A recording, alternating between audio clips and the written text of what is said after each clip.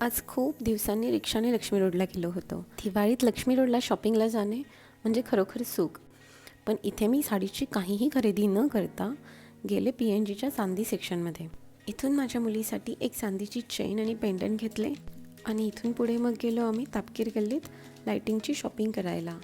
एक पुण्यातल्या घरासाठी घ्यायची होती आणि एक माझ्या माहेरच्या म्हणजेच धुळ्यातल्या घरासाठी घ्यायची होती.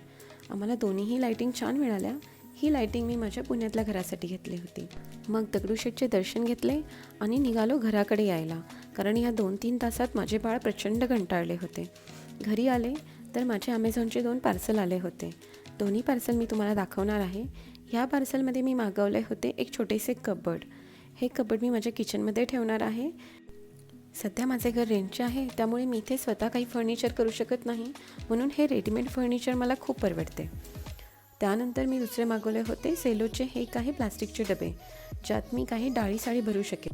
ह्या डब्यांची क्वालिटी पण छान आहे आणि प्राईजही खूप नाही आहे. यात जो सगळ्यात मोठा डब्बा आहे त्यात 1 किलोच्या जवळपास धान्य बसतं आणि जे काही छोटे डबे आहेत त्यात आपण ड्रायफ्रूट्स वगैरे असं बरंच काही ठेवू शकतो. असा टोटल 12 डब्यांचा सेट मागवला आहे मी ॲमेझॉनवरून. त्यानंतर डीमार्टवरून आणलेला किराणा डब्यांमध्ये भरणे हे आपल्या सगळ्यांचेच काम. आता लगेच या डब्यांचे उद्घाटन करून डीमार्टवरून आणलेला किराणा मी आत भरला.